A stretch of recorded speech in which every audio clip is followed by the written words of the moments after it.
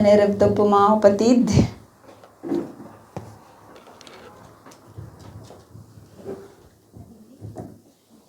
Amen. Doon po kanina sa shinare ni Ate Tess, that's another kind of tithing. Hindi po siya yung laging ginagawa ng mga Israelita na every produce nila ay nagkakaloob po sila ng kanilang ikapo sa temple. Doon po nila dinadala sa temple yung 10% of their produce.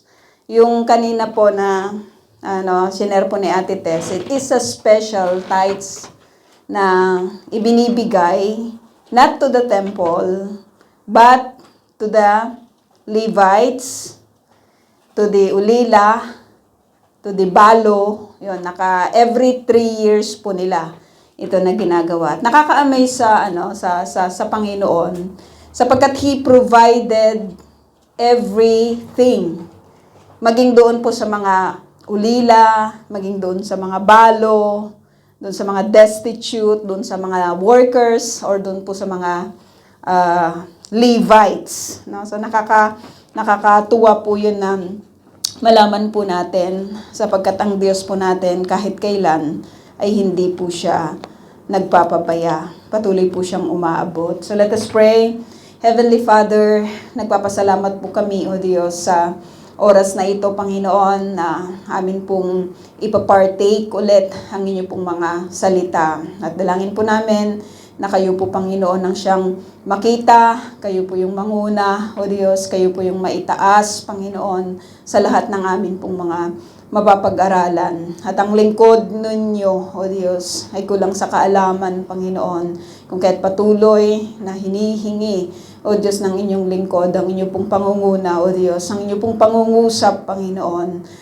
May you speak, O God, directly, O Diyos, through your servant, Panginoon, sa inyo pong mga anak sa gabi po na ito. Sa inyo po lahat ang papuri at pasasalamat sa pangalan ni Jesus. Amen. So mga kapatid, tayo po ay magpapatuloy dito po sa atin pong pinag-aaralan sa book po ng Marcos. At isa sa mga napakaganda na lagi po nating ginagawa yung pag-aaral sa salita po ng Panginoon. Lagi ko po itong sinasabi sa Bible study that everything na nakasulat sa Scripture or dito po sa Bible na binabasa po natin, pinag-aaralan po natin is a guide for each and every one of us how to live this life according to the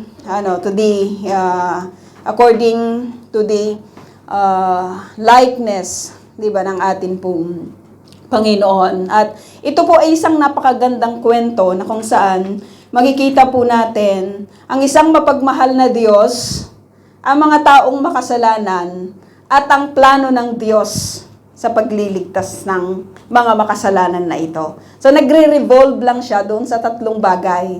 Isang Diyos na mapagmahal, mga makasalanan na tao, under doon sa grace ng God, at dahil doon po sa biyaya po ng Diyos, He provided for these sinners, itong mga tao po na ito na makasalanan, na magkaroon po ng kaligtasan. At ito po yung ipinapakita sa atin ng mga pages po ng Scripture, especially dito po sa Gospel, no? Sa Matthew, Mark, Luke, and John. Nakafocus po siya doon po sa Savior, na ibinigay ng Diyos para sa mga tao na makasalanan. Magkaroon sila ng pag-asa na ang buhay na ito ay hindi masasayang, kundi magkakaroon. Sabi nga, isa sa mga pinaka-favorite na litanya sa John, yung, "For God so loved the world, that He gave His only begotten Son, that whosoever believeth in Him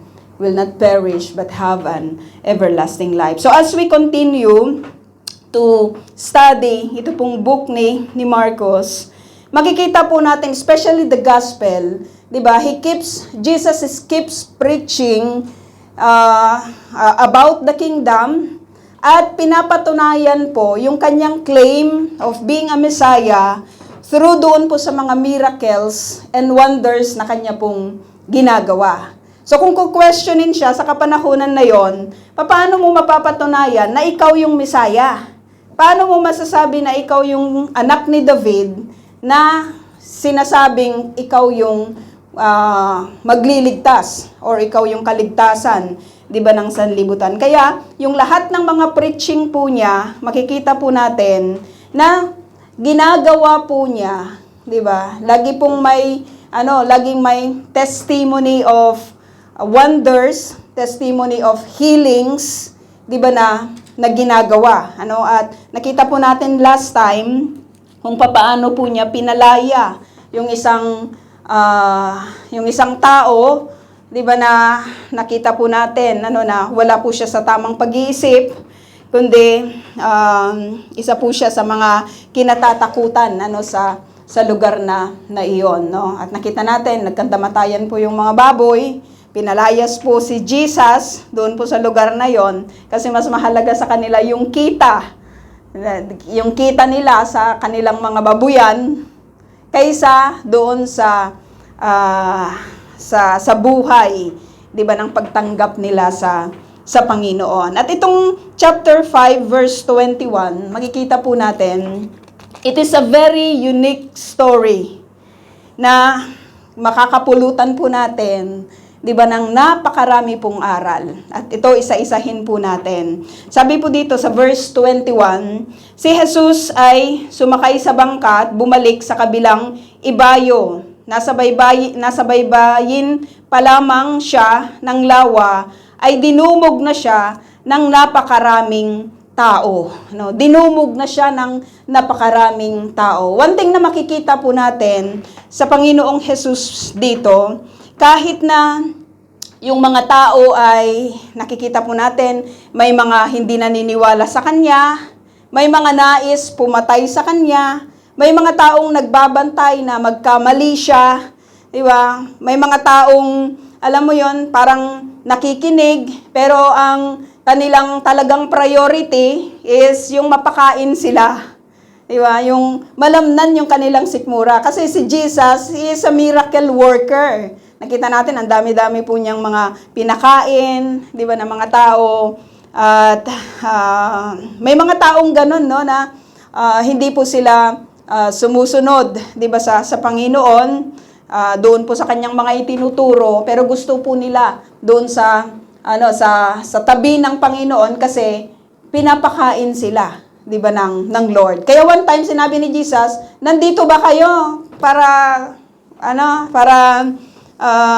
kumain?" 'Di ba? Sabi niya ganon. May instances na ganon na sinabi niya sa mga tao. At isa sa mga makikita po natin dito, kahit ganon, 'di ba, yung treatment ng mga tao sa kanya, no? Kahit ganon yung sitwasyon na hindi lahat ay nakikinig, 'di ba, sa Panginoong Jesus, makikita pa rin po natin na hindi niya inihihiwalay yung kanyang sarili sa mga tao. Lagi po siyang lagi niyang ginagawa yung lahat ng opportunity upang makapag-minister sa mga tao. Diba? Pumupunta siya sa mga bayan-bayan, lagi siyang nagtuturo doon, naghahanap siya lagi, 'di ba, ng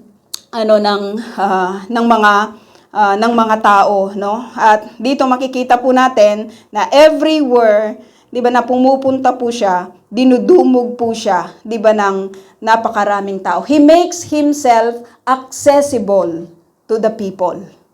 No, hindi sinasabi na marami sa kapanahunan natin ngayon, hindi na accessible, 'di ba, yung mga spiritual leader, kunyari yung mga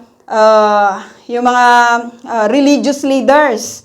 May mga may mga assistant na yan, may mga secretary na yan. Kung gusto mong kausapin kung sino yung pinakamataas na religious leader, kailangan mo pang kumuha ng appointment, 'di ba? May mga ganon, hinaharang ka pa minsan ng mga nasa baba at tinitignan nila kung sino yung una nilang papapasukin. Pero sa Panginoong Jesus, siya mismo yung nagbibigay ng kanyang sarili upang yung mga tao ay magkaroon ng access, 'di ba, sa sa kanya, no? At napakaganda po na makita po natin 'yon sa Panginoong Jesus, no? At sabi dito, napakaraming tao. Verse 22, naroon din ang isang tagapamahala ng sinagoga na ang pangalan ay Jairo, no? Naroon din ang isang tagapamahala ng sinagoga na ang pangalan ay Jairo. Maintindihan natin na marami pong sumusunod sa Panginoong Jesus, may mga Pharisees,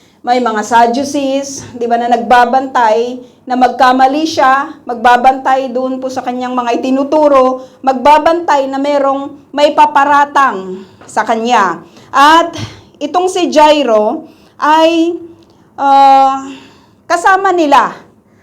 Kumbaga, bakit natin nabanggit yon? Kasi isa siyang tao, di ba, na tagapamahala ng sinagoga. So, kumbaga may connection siya dito po sa mga religious leaders. Hindi ka naman basta-basta magiging leader or magiging tagapamahala ng isang sinagoga kapag hindi ka in-appoint ng mga tao na may mataas na katungkulan. No? At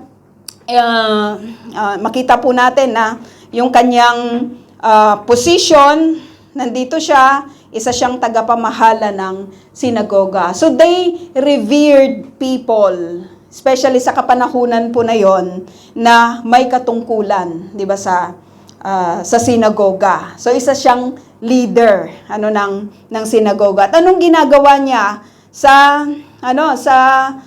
tagpo na iyon, no? Ito rin po ay sinulat sa Matthew at isinulat din ni Dr. Luke, no? Si Lucas. Sabi dito, pagkakita kay Jesus, siya'y lumuhod sa paanan nito at nagmakaawa. Ito yung pagkakaiba ni Jairo sa mga Pharisees, sa mga Sadducees, o doon po sa mga religious leaders na sumasama doon sa grupo na kung nasaan ang Panginoong Jesus. Sapagkat itong si Jairo, katulad sa ng centurion dati na napag-aralan po natin, nagbigay siya ng isang action na kahit kailan ay hindi magugustuhan ng mga religious leaders sa Jerusalem.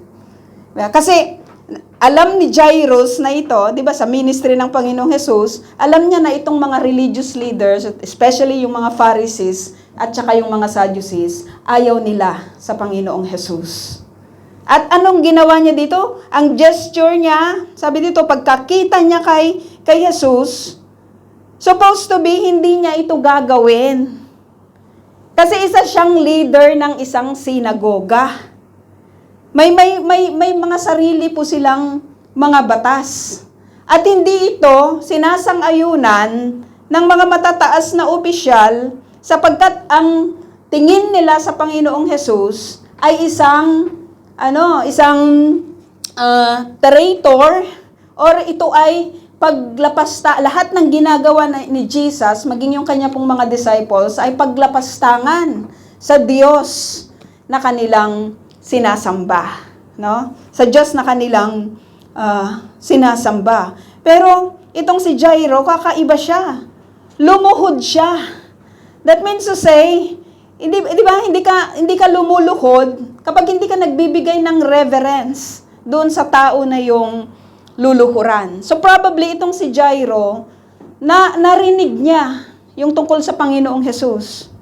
Maaring may mga instances din, di ba, na napakinggan niya or na-witness niya yung mga miracles and wonders ng Panginoong Jesus. Kasi hindi po pwedeng hindi niya yun marinig. Hindi po pwede yung hindi niya malaman. At maaaring, yung mga napakaraming tao na ito, may mga tao din na nakakakilala sa kanya, na uma-attend doon sa sinagoga or doon sa synagogue na pinamamahalaan niya. No? So maaring may mga ganun din na natagpo, no? So sabi dito, lumuhod siya sa paanan ni Jesus at nagmakaawa. Hindi ito gagawin ng isang napakataas ang posisyon, especially sa isang religious entity na katulad po ng kinabibilangan, di ba, ni Jairus. magpapakumbaba siya sa isang Jesus na taga Nazaret? Sino ba siya? 'Di ba? 'Di ba? Wala namang, sabi nga ni Nathaniel, wala namang magmumula, 'di ba, sa Nazaret. Sino itong isa siyang carpenter? Bakit ka magpapakita ng ganito pong pagluhod? So itong action na ito ni Jairo, mga kapatid, it takes him a lot of boldness. Diba? Kasi makikita siya ng mga tao, di ba si Jairus yun, leader yun, ba't siya nandito? Tapos, sabi dito, nagmamakaawa siya sa Panginoong Hesus. Tapos, lumuluhod siya sa Panginoong Hesus. Maaari siyang matanggal bilang isang leader sa isang sinagoga, di ba, na pinamamahalaan niya. Tatanggalin siya. Pero, nakita po natin na ito yung kanyang ginawa. Bakit? Bakit niya ito ginawa? Sabi dito, nag-aagaw buhay po ang anak kong dalagita. Kaya pala, meron siyang nire-request at inapakiusap sa Panginoong Hesus. Actually, si Matthew, sinabi niya, patay na yung bata. Si Matthew kasi very direct siya sa pagkukwento, di ba?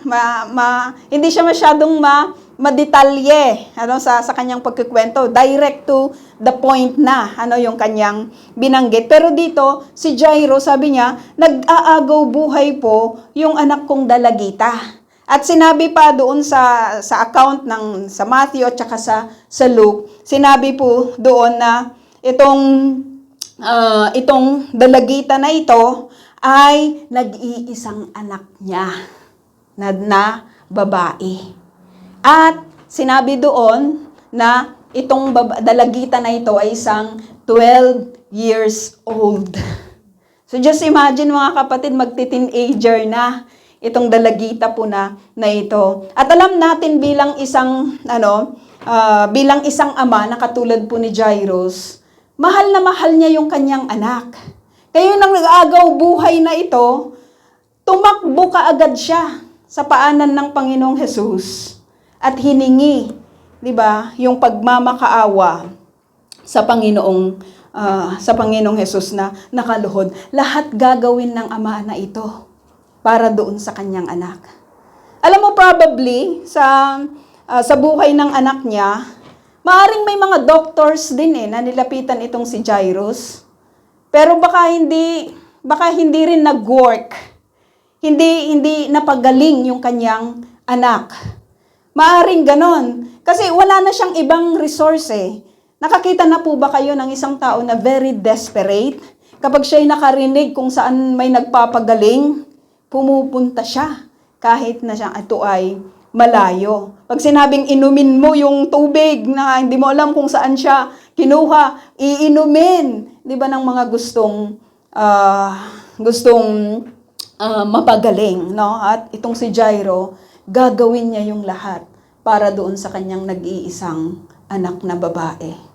Mahal na mahal niya, di ba? Parang mga magulang din, you will do everything for your children. Kahit ano pa yung magiging kapalit nito, kahit tanggalin ninyo ako sa aking posisyon bilang isang tagapamahala ng sinagog, pupunta ako kay Jesus at hihilingin yung kanyang tulong. Magmamakaawa ako dahil ang anak ko ay nag-aagaw buhay. So we can understand itong si Jairus, sabi niya, nag-aagaw buhay po ang anak kong dalagita. Just imagine, mga kapatid, isang tagapamahala na kaluhod sa harapan ng Panginoong Hesus at inihihingi, nakikiusap dahil mayroon siyang isang anak sa bahay na nag-aagaw buhay. No? At nakakatuwa sapagkat nabuo yung kanyang pananampalataya, di ba, dito sa Panginoong Hesus. Sabi niya, maawa po kayo. So imagine nyo, isang ama nakaluhod, di ba, maawa po kayo, sumama kayo sa akin at ipatong ninyo sa kanya ang inyong kamay upang siya ay gumaling at mabuhay. Itong si Jairus, hindi siya katulad ng centurion, di ba? Sabi ng centurion dati, doon sa kanyang servant, sabihin lang po ninyo at siya'y gagaling na. Kasi ako man ay may mga may mga tao, 'di ba, na under my authority or my command. Pero sabihin lang ninyo, gagaling na yung aking servant. Itong si Jairus, ang sabi niya, sumama po kayo sa akin. Sumama po kayo sa akin kasi kung sasama po kayo, sabi niya, maawa po kayo, sumama po kayo, ipatong ninyo sa kanya ang inyong kamay upang siya ay gumaling at mabuhay. There is already faith in that. No, sabi niya, Jesus, sumama kayo kasi kung ipapatong niyo yung inyong kamay, mabubuhay. Mabubuhay ang term niya dito, di ba? Ipatong ninyo ang kamay upang siya'y gumaling at mabuhay.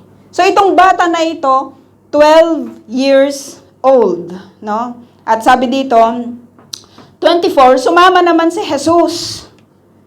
Sumama naman si Jesus, ngunit sumunod din sa kanya ang napakaraming tao, kaya't halos maipit na siya. Anong makikita po natin sa statement na ito, mga kapatid? Sumama naman si Jesus. Si Jesus lagi po siyang available. He doesn't, alam mo yun, he don't just give himself accessible to people, but he makes himself available to people. Naman sabi niya, sama kayo sa akin. Di ba? Yung centurion, sabi ni Jesus sa kanya, di ba? Ay, halika, so sasama ako sa iyo sa tahanan mo, sabi ng centurion. Wag na po. Wag na kayong sumama, sabihin lang ninyo at gagaling na yung aking servant. Itong si Jairus, sabi niya, sumama po kayo sa akin. Sumama si Jesus, no? Nagagalak po ba kayo, mga kapatid, that the Lord that we believe is a God who is always available? Alam mo yan, hindi niya sinabi na, Jairus, ang daming tao dito. Alam mo naman, ang daming tao. Diba? Iistorbohin mo pa ako, ang dami kong gagawin dito. Hindi.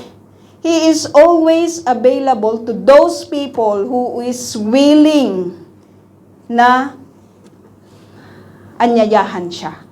Diba? Na tanggapin siya sa kanilang tahanan. No? At sabi dito, pero doon po sa pagsama nitong si Jesus, no? Sumama din sa kanya, sumunod din yung napakaraming mga tao. Kaya sabi dito, halos maipit siya. Verse 25, kasama rin doon ang isang babaeng 12 taon nang dinudugo. So sabi dito sa atin before, sabi dito na napakaraming tao, halos maipit na si Jesus.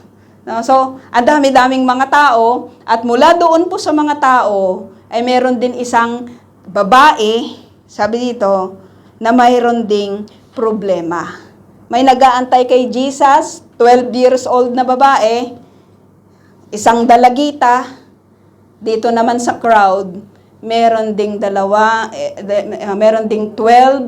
years na may sakit or nagkakasakit. At ang sakit po niya ay napakahirap. Dinudugo siya. Alam mo yung duguin ka ng isang 1 week, nakakapanghina po yun eh.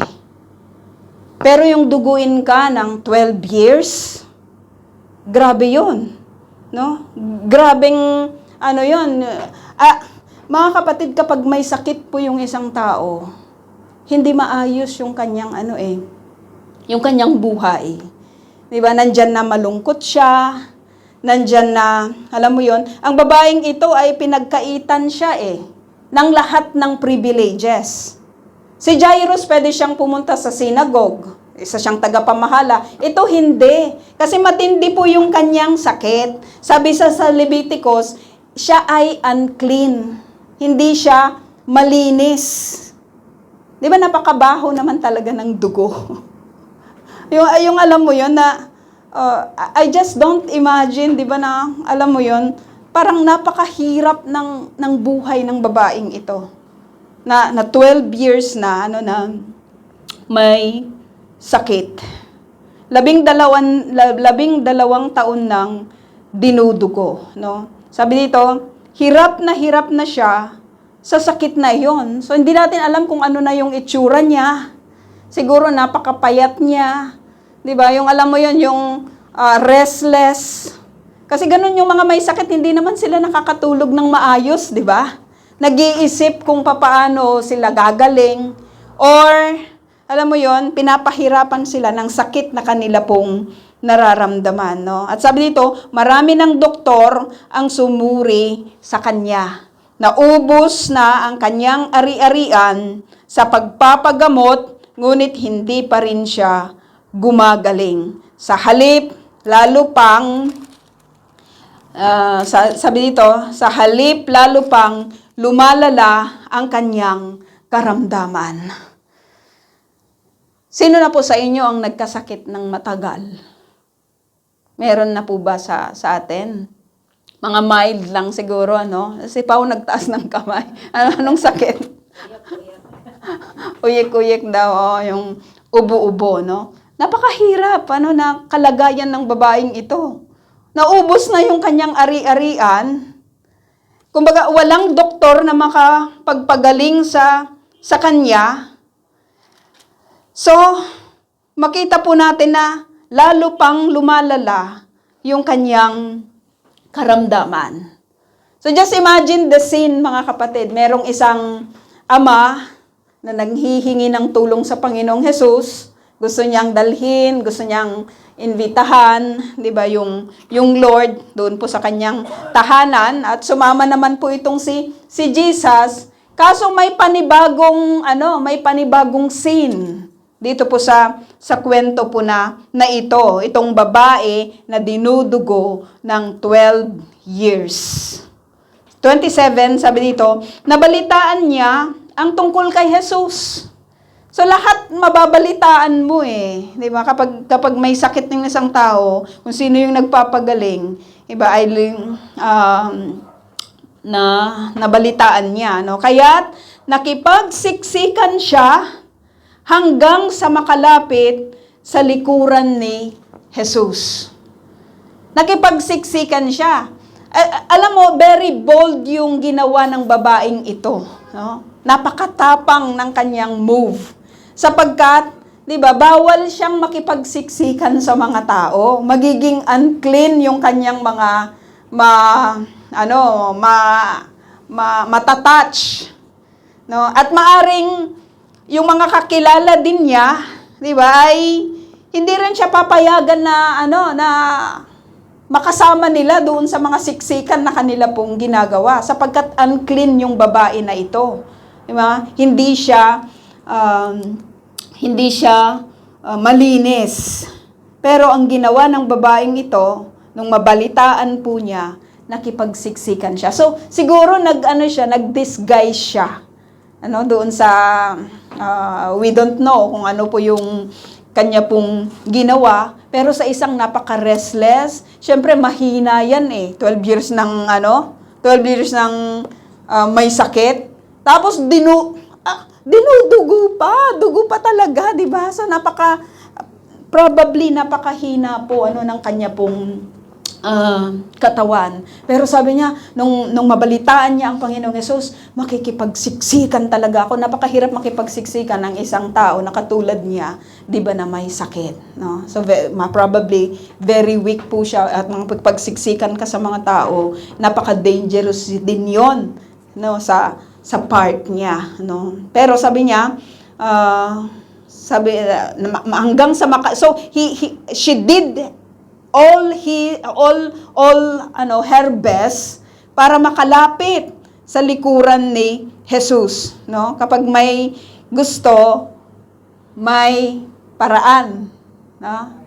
Kapag ayaw, maraming dahilan, no? So, dahil sa gusto niya na makalapit sa Panginoong Jesus, no, sabi nito, makalapit sa likuran at hinipo ang damit nito, no?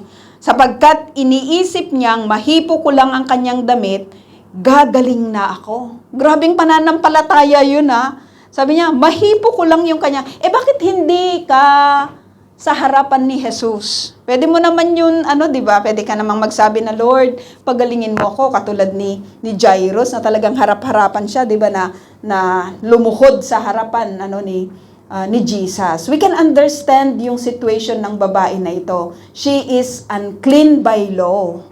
So kapag pumunta siya doon sa harapan, she will expose herself, 'di ba, na may sakit siya, tapos ang dami niyang na-touch na mga tao. Magagalit ngayon yung mga tao, 'di ba, na nahawakan niya dahil sa pakikipagsiksikan niya, dahil lahat ng mga 'yon ay may tuturing na marumi. Kaya sabi ng babaeng ito, 'di ba, mahawakan ko lang yung kanyang damit kahit hindi ko na siya makausap. Mahawakan ko lang yung kanyang damit, gagaling ako. Grabing pananampalataya yung kanyang ginawa, no? At sabi dito, saan na tayo? 29, mahipo ko lang ang kanyang damit, gagaling na ako. So, she did everything na kanyang magawa, 'di ba, upang mahipo yung damit ni Jesus. 29, agad ngang tumigil ang kanyang pagdurugo at naramdaman niyang magaling na siya.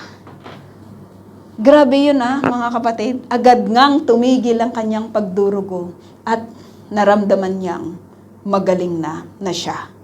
No? Sabi dito, let's continue. Naramdaman agad ni Jesus na may kapangyarihang lumabas sa kanya. Kaya't bumaling siya sa mga tao at nagtanong, sino ang humipo sa aking damit? 31, sumagot ang kanyang mga alagad, nakikita po ninyong napakaraming nagsisiksikan sa paligid ninyo. Bakit pa ninyo tinatanong kung sino ang humipo sa damit ninyo? So, makikita po natin dito mga kapatid, no? Kahit isipin natin, no? Ang dami-daming mga tao, automatically, mahihipo talaga yung damit dahil nga muntik-muntikan na siya, 'di ba, na maipit itong si Jesus. Pero sabi dito, no, na subalit lumingon-lingon si Jesus upang tignan kung sino ang humipo sa damit niya. 33, palibhasay, alam ng babae ang nangyari, siya'y nanginginig sa takot na lumapit kay Jesus, nagpatira pa at ipinagtapat ang buong katotohanan. Nagtanong si Jesus, hindi dahil sa hindi niya alam. Kasi He is all-knowing. No? Alam po natin na isa sa mga karakteristik, 'di ba, ng ating Diyos ay alam niya yung lahat. Pero nag-i-instigate siya ng mga tanong. Bakit? Bakit niya tinatanong, no? Yung mga ganitong mga bagay. Actually, hindi lang itong part na ito, 'di ba, yung nagtatanong siya. Like God when He called Adam, 'di ba? Nung nagkasala po sila, sabi niya, "Adam, nasaan kayo?" Hindi dahil sa hindi alam ng Diyos kung nasaan sila.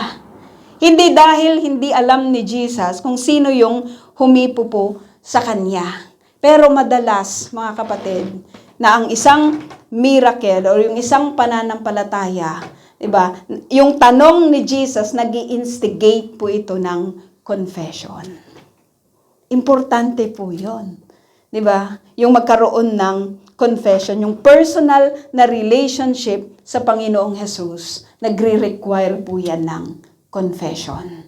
Pwede namang sanang 'di ba? Pwede nang hindi magpakilala itong babae na ito, 'di ba, na nakipagsiksikan. Pero dahil doon sa kanya pong naramdaman, doon sa kanyang pagpapagaling, hindi 'yun po pwedeng hindi niya sabihin. Hindi po pwedeng hindi niya 'yun i-testify.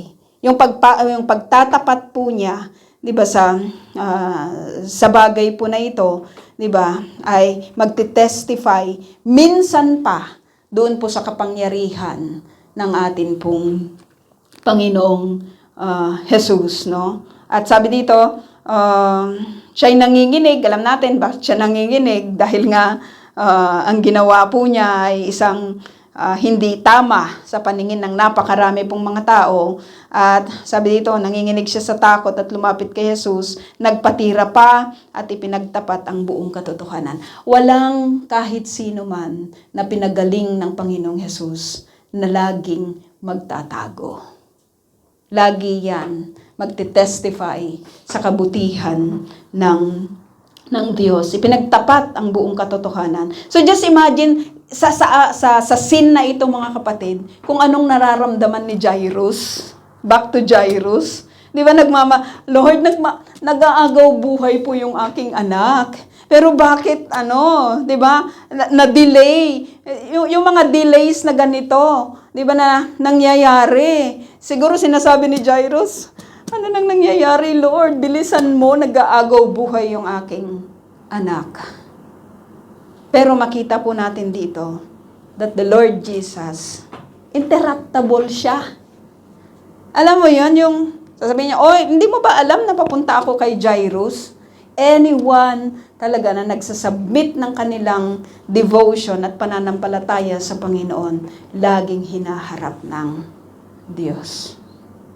Diba? Lagi niyang hinaharap. Hindi siya busy sa kahit na sino man na lumalapit sa Kanya. Ipinagtapat, sabi dito ang buong katotohanan. Subalit, sinabi sa Kanya ni Jesus, anak.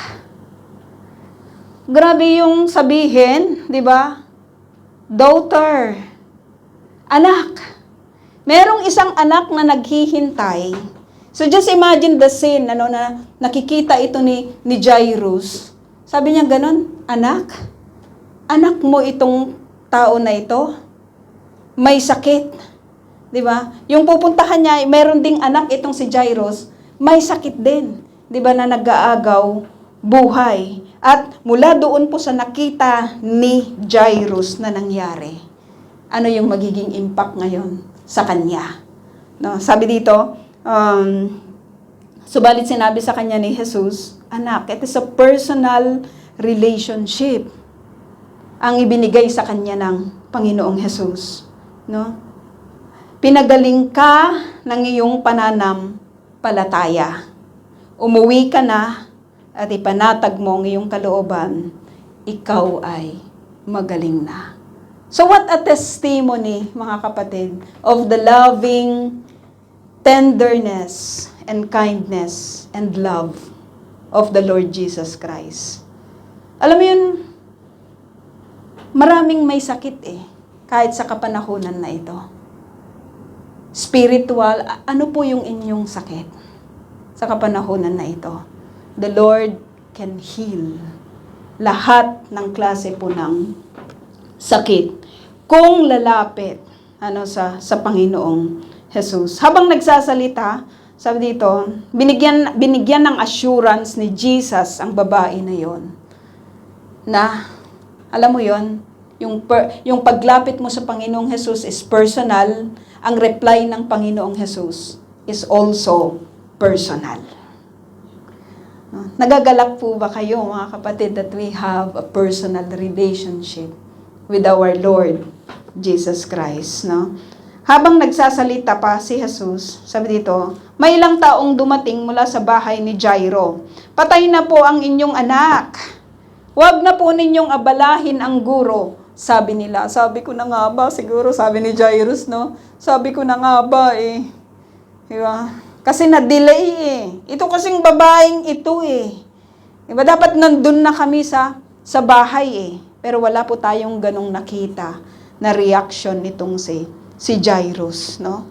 Nakita niya, na-witness niya mismo through the testimony of this lady, diba, na dinudugo ng 12 years, na nagkaroon siya ng instant na kagalingan sa Panginoon. Walang therapy na nangyari, instant yung pagpapagaling, di ba, ng Panginoon, no? At may mga tao na ganon, huwag mo nang abalahin yung Lord, kasi wala namang nangyayari doon sa iyo. Walang mangyayari sa yung hinihingi dahil patay na yung iyong anak, no? Ngunit nang marinig ito ni Jesus, sinabi niya kay Jairo, huwag kang matakot.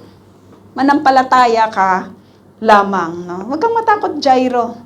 Manampalataya ka lamang.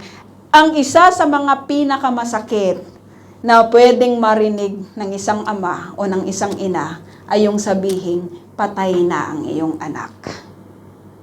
At ito yung narinig nitong si Jairo. Pero binigyan siya ng assurance ng Panginoong Yesus. Huwag kang matakot. Huwag kang mangamba. Di ba? Huwag kang matakot. Manampalataya ka lamang.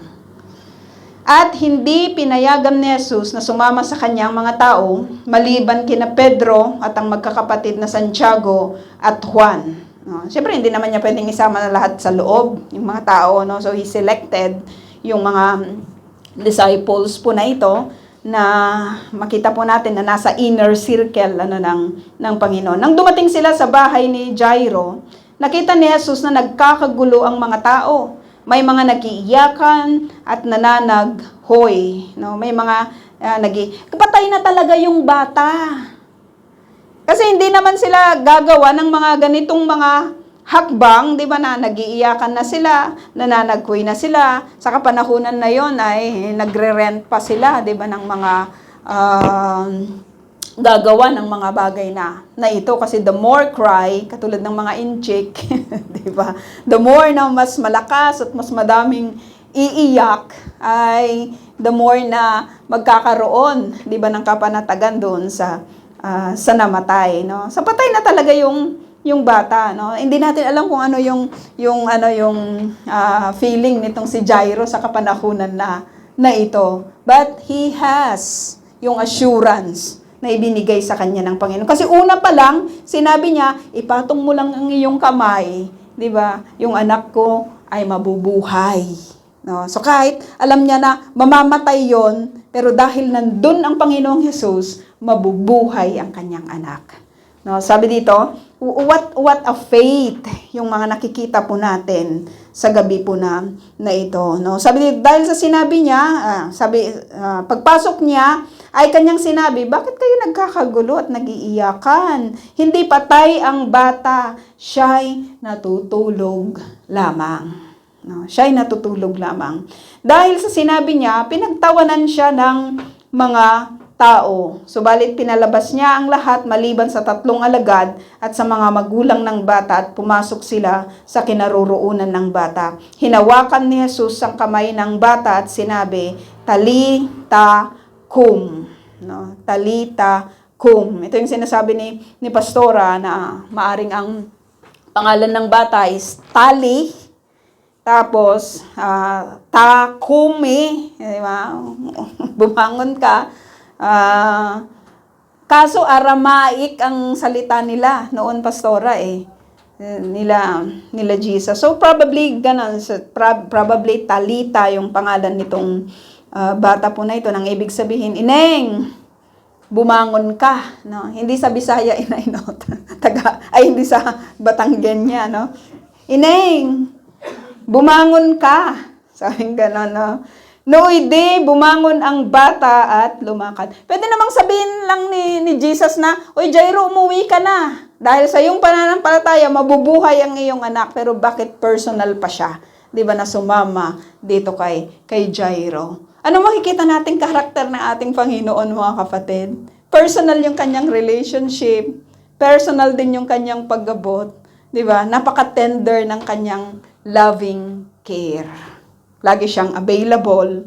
At dito makikita po natin na ang lahat ng mga tao na nagnanais na siya ang lapitan, hindi niya ipinagkakait ang kanyang sarili.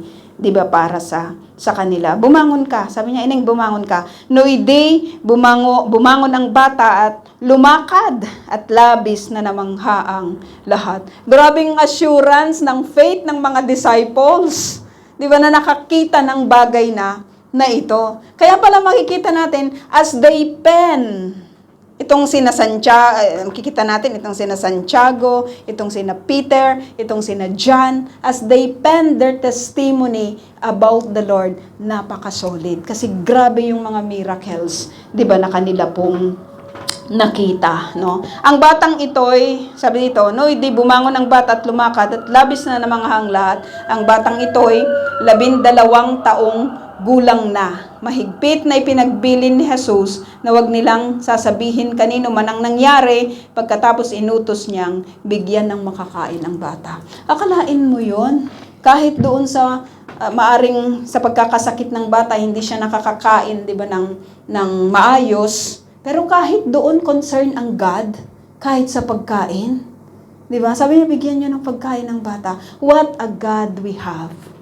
Kaya hindi lang talaga masasayang di ba, yung ating pagpapagal, mga kapatid, sa paglilingkod sa Panginoon. Kasi we have a God na accessible sa atin. We have a God na available sa atin. We have a God na laging, alam mo yon, when we wanted to ask Him for help, lagi po siyang nandyan. We have a healer God, no? At alam mo yun, concern siya kahit sa ating mga, inilalaman, di ba, sa ating mga tiyan. So, salamat sa Panginoon, sapagkat minsan pa, napatunayan po natin kung gaano kabuti ang Diyos na meron tayo. Wala nang iba. So, hindi sayang ang maglingkod sa Diyos na ito. So, let us pray.